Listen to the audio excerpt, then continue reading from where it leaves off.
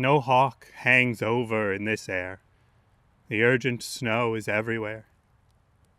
The wing, adroiter than a sail, must lean away from such a gale, abandoning its straight intent, or else expose tough ligament and tender flesh to what before meant dampened feathers, nothing more.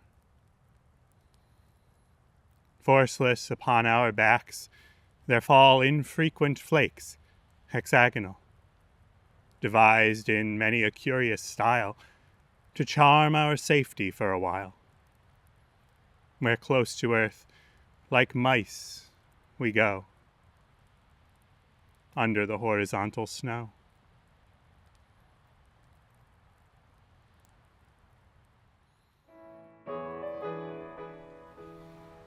Hi everyone, thanks for watching Graveyard Poetry.